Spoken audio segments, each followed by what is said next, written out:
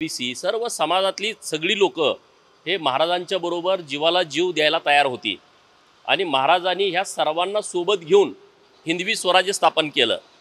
त्यामध्ये धनगर समाजाचाही खूप मोठा महत्त्वाचा वाटा आहे।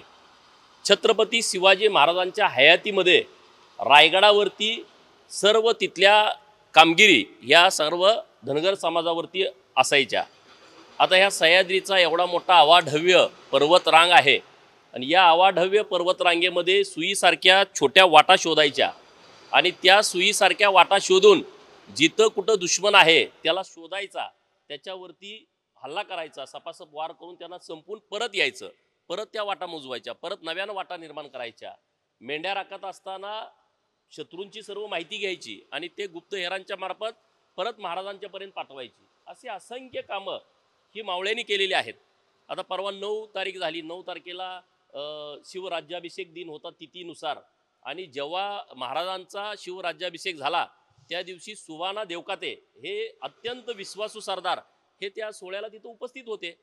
आता महाराजांच्या पश्चात रायगडावरती म्हणजे 1680ला महाराजांचं देहावसन झालं, तिथून 1780, 1880, 1980 आता हे राजकारण हे सुरू झालं। 80 नंतरच्या काळामध्ये जवळपास 300 वर्ष या सर्व जे 24 कुटुंब तिथं आहेत, उकिरडेकर आडनावाचे आहेत, जोरे आहेत, या सर्व लोकांनी तिथं महाराजांच्या समाधीची सेवा केलेली आहे। जेव्हा महात्मा ज्योतिबा फुले तिथं समाधी शोधायला गेले तेव्हा हीच लोक होती, दुसरं कोणी नव्हतं तिथं। हे सगळे तिथं येणाऱ्या जाणाऱ्यांची चौकशी करणं, त्यांची सेवा करणं, त्यांना छत्रपती शिवाजी महाराजांचा इतिहास पूर्णपणे सांगणं। नंतर लोकमान्य टिळक गेले, त्यांनी जयंती चालू करण्याच्या संदर्भातली भूमिका मांडली, तेव्हाही सगळी लोक होती। आता मध्ये त्यांच्या होना सापडल्या ज्याची किंमत बाजारी मूल्यानं 17 कोटी रुपये होती, ही सगळी लोकांनी धनगर समाजाच्या लोकांनी आणून सरकार दरबारी जमा केली। म्हणजे इतकं मोठं योगदान या धनगर समाजाचं असताना आता नेमकं कुणाच्या डोळ्यामध्ये ही लोक खुपतायत हे पुरातत्व विभागानं त्यांना नोटीस काढली की तुमची आता घरं इथून काढून टाका। अरे जे छत्रपती शिवाजी महाराजांच्यासाठी त्यांच्या हयातीमध्ये त्यांच्या पश्चात त्यांचा विचार लोकांच्यापर्यंत जावा याच्यासाठी रात्रंदिवस मेहनत घेणारी लोक आहेत, हे काही जिहादी लोक नाहीत, हे जिहादी अतिक्रमण नाही, तुम्ही त्यांना अतिक्रमण म्हणून काढायचा नोटीस दिलेले आहेत। तर मला हेच सांगायचं आहे की आज पण तिथं छत्रपती शिवाजी महाराजांच्या रायगडावरती एवढं मोठं तेज आहे, कुणीही रायगडावरती गेला मेलेला माणूस उठून उभा राहील, इतकी क्षमता, इतकी ताकद, इतकी ऊर्जा ही रायगड किल्ल्यामध्ये आहे। परंतु या धनगरांच्या झोपड्यामध्ये लाईट नाही आज पण। आज तिथं जो रोपवे आहे सगळी लोक त्या रोपवेमधून जातात, परंतु बाळांतीन बायका सुद्धा आपच्या चालत जातात तिथून, रोपवेमध्ये त्यांना जायला परवानगी नाही। हे जे सगळे प्रकरण आहेत मी आज तुमच्या साक्षीनं हे नोटीस फाडून टाकतोय आणि त्या सर्व धनगर समाजाचं संरक्षण करण्याची जबाबदारी कार्यकर्ता म्हणून माझी आहे। राज्याचे मुख्यमंत्री माननीय देवाभाऊंच्या कानावरती ही सगळी गोष्ट मी परवा घातलेली आहे आणि ते व्यवस्थितपणे यातून नक्की मार्ग काढतील। त्या लोकांना पक्की घरं देणं, त्यांच्या घराला पूर्ण वेळ लाईट देणं ह्याची जबाबदारी मी आज घेतोय आणि येत्या 2 ते 3 दिवसामध्ये आम्ही सर्व कार्यकर्ते रायगडावरती या सर्व कुटुंबाची भेट घेण्यासाठी आम्ही रायगडावरती जाणार आहोत। पुरातत्व विभागानं ह्या ज्या नोटिसी दिलेल्या आहेत त्या नोटिसी तात्काळ परत घ्याव्या। तुम्ही जर पुरातत्व खात्याची लोक आहात तर तुमच्याकडे याची नोंद असणं आवश्यक होतं की महाराजांच्या हयातीत आणि महाराजांच्या पश्चातीमध्ये जिथं कुणी त्या रायगडावरती ज्या काळामध्ये कुणी इतक्या मोठ्या संख्येनं जात नव्हतं तेव्हा ही सगळी मंडळी तिथं येणाऱ्या लोकांची पाहुणचार करणं, त्यांना महाराजांचा पूर्ण इतिहास तिथं समजावून सांगणं, रायगड किल्ल्याची पूर्ण माहिती लोकांना देणं, हे सगळी कामं या धनगर समाजाच्या लोकांनी केलेली आहेत। त्यामुळं पुरातत्व विभागानं जो खोडसाळपणा केलाय, कुणाच्या सांगण्यावरून केलाय, याच्या पाठीमागं कोण आहे हे सर्व त्यांनी लोकांच्या समोर आणण्याची आवश्यकता आहे आणि या तात्काळ नोटिसी त्यांनी माघारी घेण्याची आवश्यकता आहे। बच्चू कडू हे शेतकऱ्यांचे नेते आहेत, शेतकऱ्यांच्यासाठी उपेक्षित घटकांसाठी लढणारे नेते आहेत आणि त्यांनी काही भूमिका शेतकऱ्यांच्या बाबतीमध्ये घेऊन उपोषणाला बसलेले आहेत।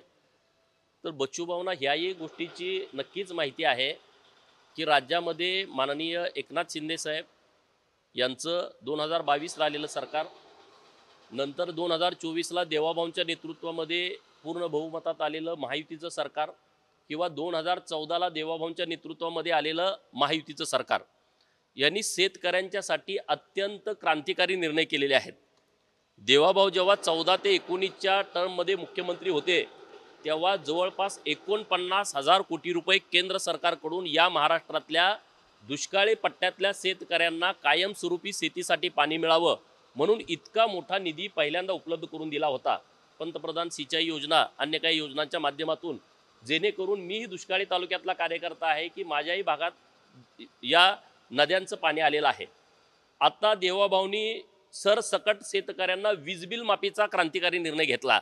अनेक आंदोलनं, अनेक मोर्चे, अनेक मागण्या व्हायच्या, अनेक निवडणुकामध्ये जाहीरनाम्यामध्ये विषय यायचे की शेतकऱ्यांना वीज बिल माफ झालं पाहिजे. तर 7.5 HP पर्यंतचं वीज बिल माफ हा अत्यंत क्रांतिकारी निर्णय आहे शेतकऱ्यांच्या बाबतीमध्ये. आता सोलारवरती वीज म्हणजे महाराष्ट्र देशातलं सर्वात जास्त, मी कालच माननीय देवाभाऊंची प्रेस ऐकली, त्या प्रेसला होतो, 10 लाख पंप जे बसवले त्यातले 5 लाख पंप महाराष्ट्रात बसवलेले आहेत. म्हणजे शेतकऱ्यांच्या बाबतीमध्ये अत्यंत चांगले निर्णय. 1 रुपयामध्ये पीक विमा, 500 मीटरवरती विहीर खोदता येत नव्हती रोजगार हमीमधली, आता ती विहीर तुम्हाला खोदता येते. 500 मीटरची अट उडवून टाकली. नंतर पूर्वी 3 लाख रुपये रोजगार हमीच्या विहिरीसाठी मिळायचे, आता ते 5 लाख रुपये मिळत आहेत. 20 लाख शेतकऱ्यांना, जे बेघर शेतकरी आहेत त्यांना 20 लाख घरं पंतप्रधान आवास घरकुल योजनेमधून दिलेले आहेत. त्यांना 5 बरास वाळू मोफत, ज्यांना घरकुल दिलं जाईल त्यांच्या घरावरती सोलर पॅनेल, म्हणजे त्यांचं जोपर्यंत घर आहे तोपर्यंत वीज फ्री. असे अनेक क्रांतिकारी निर्णय घेतलेले आहेत. नक्की बच्चूभाऊंच्या याही बाबतीमध्ये, आता मी तर एवढा वरिष्ठ नेता नाही, परंतु सरकार अत्यंत शेतकऱ्यांच्या बाबत सकारात्मक आहे, संवेदनशील आहे आणि नक्की देवाभाऊंच्या नेतृत्वामध्ये चांगले निर्णय शेतकऱ्यांच्यासाठी होतील. बच्चूभाऊंनी या सगळ्या गोष्टीवरती विश्वास ठेवण्याची आवश्यकता आहे. मला काय अत्यंत ह्या सगळ्या सिरियस गोष्टी वाटत नाही. मी पहिल्यापासून ही भूमिका मांडत आलो आहे आणि तुम्हाला विषय पण नाही. आता त्यांनी का भूमिका मांडली, ते का पळ काढायला लागले, ते त्यांना विचारणं तुम्ही आवश्यक आहे. परंतु आत्ताच्या महाराष्ट्राच्या राजकारणामध्ये माननीय देवाभाऊंच्या नेतृत्वामध्ये एकदम सक्षम सरकार महाराष्ट्रात सुरू आहे. त्यामुळे कुणाचं काय चाललंय, कशा पद्धतीने चाललंय याकडे लोक आता अत्यंत सिरियसपणे अजिबात बघत नाहीत. आणि मुळात जयंतराव हा राजकारणातला विषय पूर्णपणे संपला आहे. उगाच त्याला आता सारखी जाळ घालून तो काय मोठा करण्याचा तुम्ही प्रयत्न केला तरी तो काय मोठा होणारा विषय नाही. तो आता पूर्णपणे दिवा विजताना मोठा होतो तसा तो झालेला आहे.